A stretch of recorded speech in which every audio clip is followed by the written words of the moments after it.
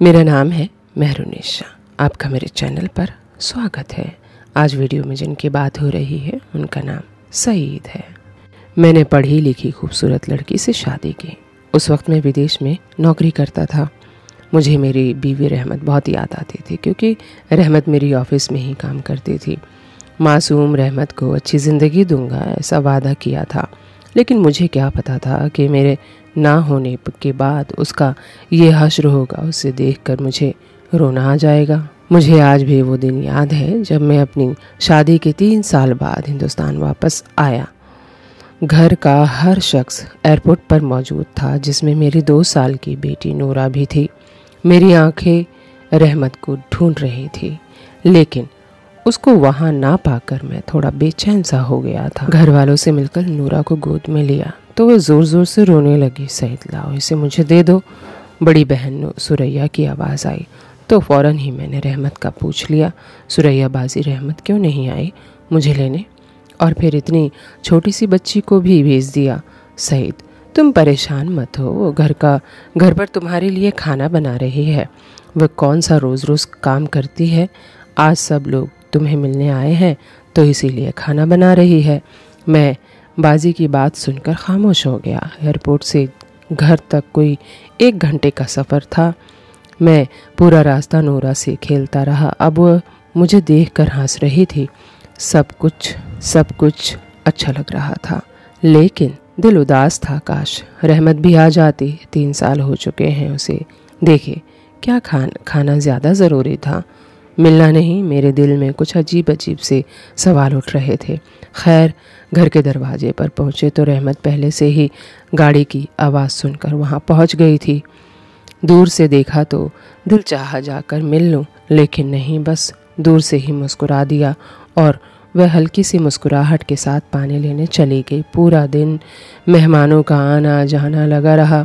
घर वाले बहुत खुश थे। मेरे दोस्त भी मिलने आ रहे थे। रहमत किचन से निकल ही नहीं पा रही थी। कभी किसी को चाय पेश करती और कभी किसी को खाना देती। मानो यूँ लग रहा था जैसे मेरी रहमत तो कहीं खो सी गई है। शाम हुई तो मेहमानों का रस कुछ कम हुआ। सब खाना खाने में बिजी थे। सोचा रहमत की कुछ मदद करूं। सुबह से बस काम में ही लगी हुई थी। अभी उठा ही था कि अम्मी ने बुला लिया, सईद मेरे पास आकर बैठ जाओ। जी अम्मी, रहमत से कुछ बात करनी है, आ रहा हूँ। उसे छोड़ो, काम ख़त्म करके खुद ही आ जाएगी। वैसे भी कौन सा काम करती है, आज ही तो करने लगी है, उसे करने दो। मैं हैरान था क्योंकि रहमत के बारे में ये दूसरी बार सुन रहा था। रहमत के ख़िलाफ़ कहीं ना कहीं आग मेरे दिल में लग चुकी थी। सुबह जब बाजी ने रहमत को काम ना करने का सुनाया और साथ में अम्मी भी रहमत को डांटने लगी तो मैं भी चुप करके बैठ गया और सोचने लगा कि शायद अम्मी ठीक कह रही होंगी।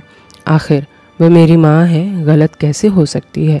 रात को जब सब सोने चले गए तो रहमत से कुछ बात करने का मौका मिला। रहमत इतनी चुप क्यों रहती हो? तुम तो बहुत बोला करती थी, याद है ना? पूरा दिन हम ऑफिस में बस तुम्हें चुप कराया करते थे। कभी वो उससे लड़ाई तो कभी मैडम शीला से। दरअसल रहमत और मैं एक ही जगह नौकरी करते थे।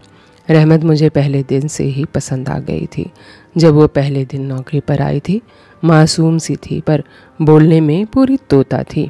हमने 3 साल तक एक साथ जॉब की। फिर मुझे बाहर जाने का मौका मिला तो मैंने जॉब छोड़ दी, लेकिन रहमत को वो कभी नहीं भूला। मैं उसे अपनाना चाहता था, लेकिन अम्मी को राज़ी करना नामुमकिन था। मेरी बड़ी कोशिश के बाद आखिरकार हम एक हो ही गए। मैं बस 3 महीने के लिए ही अपनी शादी पर आ सका। शादी के बाद इधर उधर दावत और घूमना फिरना रहा। पूरा वक्त कैसे गुजरा पता ही नहीं चला। उस बीच रहमत उम्मीद से भी हो गई। मैं बहुत खुश था। खैर आज 3 साल के बाद रहमत से मैं बस ज़रा बात करने अकेले में क्या गया, नूरा ने रोना शुरू कर दिया। रहमत उसको चुप कराने और सुलाने में लग गई। मेरी आँख कब लगी पता ही नहीं चला। सुबह नूरा के रोने की आवाज़ से मेरी आँख खुल गई। रहमत, यार नूरा को देखो, ये क्यों रो रही है?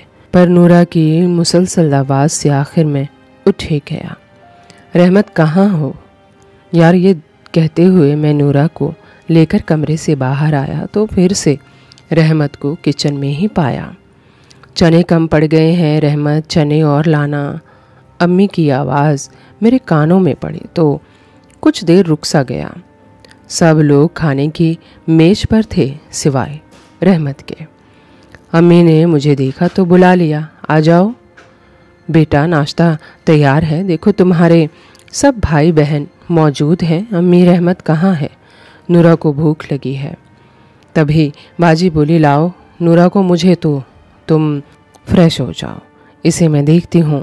आज फिर रहमत किचन में अकेली और पूरा ख़ानदान जिसमें कम से कम 10 लोग हो तो होंगे खाने में बिजी थे। अम्मी तो कह रही थी कि रहमत कोई काम नहीं करती, बस कल ही किया था तो फिर ये क्या था? रहमत अपना और मेरा खाना बाहर ले आओ। शायद मेरी बात किसी को अच्छी नहीं लगी थी, पर कुछ ऐसा भी था जो मुझे भी अच्छा नहीं लग रहा था। सुबह से दोपहर, दोपहर से शाम रहमत का बस एक ही काम था कि वह हर किसी की ख्वाहिश पूरी करने में लगी रहती। मैं समझ चुका था कि रहमत इतनी चुप क्यों हो गई है। मेरे घर में आ जाने के बाद रहमत के चेहरे पर फिर से कुछ बदलाव आना शुरू हुआ था। शायद मेरे जाने के बाद सब उस पर हावी हो जाएंगे, तभी वह थोड़ा सहम चुकी थी। वक्त गुजरता जा रहा था, वह काम छोड़ भी दिया करती थी या मुझसे कह दिया करती थी और मैं खुशी से उसकी मदद को उठ जाता। आज अम्मी की आवाज़ आई कि रहमत नाश्ता बना दो, शबाना आई है। शबाना मेरी दूसरी बहन का नाम था, जिनकी शादी हमारे घर के करीब ही बाबा के दोस्त के लड़के से हुई थी। शबाना मेरी छोटी बहन थी, वो तकरीबन रोज़ ही हमारे घर आ जाया करती थी। बड़ी बहन अपना ससुराल छोड़ इसी घर में बस गई थी अपने शौहर के साथ। रहमत की कमर में शदीद दर्द था। मेरे मना करने के बावजूद वो किचन में गई और नाश्ता तैयार करने लगी। क्योंकि नूरा अभी सो रही थी, इसलिए मैं शबाना से बातें करने में मसरूफ़ हो गया। शबाना हम सब बहन भाइयों में बहुत प्यार करती थी और हम सबको उनको बहुत पसंद करते थे। तभी रहमत बोली, सईद प्लीज़ खाना लगवा लो मेरे साथ। मैं हाँ ठीक है। मैं सर हिलाकर उठ खड़ा हुआ और रहमत की मदद करने लगा। ये बात किसी को भी अच्छी नहीं लगी। जब नाश्ते से फारिग हो गए और रहमत भी नूरा को लेकर कमरे में चली गई, तब बड़ी बाजी सुरैया और छोटी बहन शबाना और मैं, हम तीनों आपस में बातें करने में मसरूफ़ हो गए। सईद, तुम जानते हो मैं तुम लोगों से बहुत प्यार करती हूँ। सुरैया बाजी बोली, मैं कभी ऐसा नहीं चाहती कि तुम लोग खुश ना रहो, लेकिन मेरी कुछ नसीहतों पर अमल करोगे तो सुखी रहोगे। आगे तुम्हारी मर्ज़ी है, मैं तुम पर ज़बरदस्ती तो नहीं कर सकती। जी बाजी, आप बोले।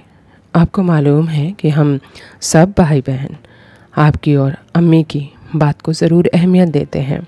सईद, तुम अपनी बीवी की मदद ज़रूर किया करो, लेकिन इस हद तक जब तक कि तुम्हें कोई ना देखे। अच्छा सा नहीं लगता। तुम बर्तन उठा रहे हो और औरतों वाले काम कर रहे हो। जो आदत तुम आज उसकी डालोगे, कल वही रहेगी। जो उसके काम है उसको करने दिया करो, आखिरकार वो आहिस्ता आहिस्ता कर ही लेगी। लेकिन अगर आदत बन गई तो फिर तुम्हें हमेशा ही उसकी मदद करना पड़ेगी। बाजी की बात मेरे दिल को लगी। सोचने लगा कि ये बात वो औरत बोल रही है जो अपने शौहर को अपने इशारों पर नचाती है। खैर, ऐसे ही दिन गुजरते रहे। रहमत मुसलसल काम में लगी रही। कभी मेरा दिल चाहता तो बस नूरा के लिए दूध बना लेता, उसे ज़्यादा कुछ नहीं। मैंने फ़ैसला किया कि मैं अभी वापस नहीं जाऊंगा, तो मैंने और 2 महीने की छुट्टी ले ली। मैंने इस बीच देखा रहमत दिन रात बस घर की सेवा में ही लगी रहती, कुछ नहीं करती, कुछ नहीं कहती, चुपचाप दिन भर गधों की तरह काम करती। रात को नूरा उसे परेशान करती। एक रात तकरीबन 3 बजे जब मैं पानी पीने के लिए उठा तो मैंने रहमत को आवाज़ दी, पर वो कमरे में थी ही नहीं। मैं घबरा कर उठा, उसे इधर उधर ढूंढने लगा। पूरा घर गहरी नींद में सोया हुआ था। बस किचन की लाइट जल रही थी तो मैं ये देखकर हैरान रह गया। रहमत रात को जिस काम को कर रही थी वो अभी तक ख़त्म नहीं हुआ था। वो शबाना के लिए दाल के बरी बना रही थी। मैंने पूछा कि तुम अब तक यहाँ क्यों हो और तुम सोई क्यों नहीं? तो रहमत ने कहा, शबाना के लिए दाल की बरी बना रही है। उसके ससुराल वालों को बहुत पसंद है। उसके लिए हर दूसरे महीने बरी बना कर देना पड़ता है। मैंने रहमत का हाथ पकड़ा और उसे उठाकर किचन से अपने कमरे में ले जाने लगा। तभी बड़ी बाजी रुकैया आ गई। कहने लगी, सईद ये क्या कर रहे हो? उसे अपना काम ख़त्म करने दो वरना शबाना नाराज़ हो जाएगी। अगर उसे वक्त पर बरी नहीं मिलेगी तो तुम एक काम करो, जाकर सो जाओ। रहमत अपना काम ख़त्म करके आ जाएगी। और मैंने तुम्हें पहले भी समझाया है कि ज़्यादा बीवी के पिछलग्गू मत बना करो वरना वो अपने पति को पैर की जुत्ती समझ लेती है। मैंने हाँ में सर हिलाया और अपने कमरे में चला गया और सोचने लगा कि रहमत की ज़िंदगी यहाँ अजाब बनकर रह गई है। यह रहमत की हालत देखकर मुझे रहा नहीं जा रहा था। उस वक़्त ना मुझे नींद आ रही थी ना ही चैन मिल रहा था। करवटें बदलते बदलते सुबह के 4:30 बज गए। तब रहमत कमरे में आई और जल्दी से तकिया सर के नीचे लगाया और आंख बंद करके लेट गई। उसकी हालत और उसकी सूरत देखकर मुझे खुद से नफरत हो रही थी। मैं कितना खुदगर्ज और कितना निर्दयी इंसान हूँ। एक पढ़ी लिखी मासूम लड़की को लाकर अपने घर वालों को एक मुफ्त की नौकरानी दे दी। मैं रहमत के मासूम चेहरे को गौर से देख रहा था। अभी सुबह के 6 ही बजे थे कि अम्मी ज़ोर ज़ोर से चिल्लाने लगी, अरे रहमत कहाँ मर गई? नाश्ता कौन बनाएगा? तेरा बाप। जल्दी नाश्ता बना, शबाना और उसका शौहर भी नाश्ते पर आने वाले हैं। और ये बता, रात को बरी पूरी बनाई थी वो भी देना होगा उन्हें। जल्दी आ। मैं अम्मी की आवाज़ इस बात से बहुत चिढ़ गया और मुझे एहसास हो गया कि रहमत को इन लोगों ने बहू की हैसियत से नहीं बल्कि नौकरानी की हैसियत से घर में रखा हुआ है। फिर थोड़ी देर में बड़ी बाजी ज़ोर ज़ोर से दरवाज़ा पीटने लगी। कहने लगी, रहमत तुमको सुनाई नहीं देता? जल्दी उठो। उस वक्त में किसी से कुछ नहीं बोला। मैं तैयार हुआ और घर से बाहर चला गया बिना नाश्ता किए। अम्मी ने पूछा भी था कि कहाँ जा रहे हो, पर मेरा जवाब देने का कोई मूड नहीं था। मैंने पहले अपनी बेटी का पासपोर्ट बनवाया जो 15 दिन में बन गया। रहमत के पास पासपोर्ट था। मैंने किसी को भी बिना बताए अपने बीवी बच्चों का वीज़ा लगवाया, टिकट करवाया, सब कुछ चुपके से करवाया।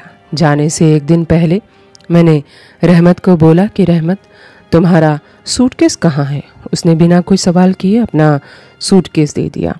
मैंने जब देखा रहमत किचन में बिज़ी है तो मैंने चुपके से उसके ज़रूरी सामान सूटकेस में भर लिया और फिर बाहर जाकर बैठ गया। जब शाम हुई तो सब खाने पर इकट्ठे हुए तो मैंने सबको कह दिया कि रहमत और नूरा मेरे साथ कल विदेश जा रहे हैं। सबके मुंह खुले के खुले रह गए। अब कोई भी मुझे रोक नहीं सकता। मैं अगले दिन अपनी बीवी बच्चों को लेकर कतर पहुंच गया। आज मुझे 5 साल हो गए हैं। इस बीच मेरे और 3 बच्चे हो गए, लेकिन मैं लौटकर हिंदुस्तान नहीं गया। उम्मीद है ये कहानी आपको अच्छी लगी होगी। चलते चलते 2 लाइन कह देती हूँ। बहुत देर कर दी तुमने लौटने में, बर्बाद फसलों को बारिश की दुआ नहीं लगती। वीडियो अच्छी लगी हो तो चैनल को सब्सक्राइब कीजिएगा, लाइक कीजिएगा, शेयर कीजिएगा और हाँ, बेल आइकन को दबाना बिल्कुल मत भूलिएगा। Thank you for watching.